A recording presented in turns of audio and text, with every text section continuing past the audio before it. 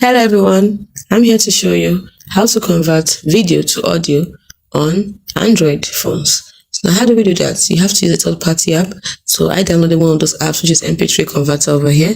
So I open up the app. Note ads keep popping up, so get ready for them. Now I've skipped the ads and now you can see an app at the top anyway. So I have different options here. I can do format converting, audio merging, audio cutting, or video to audio. I click on video to audio.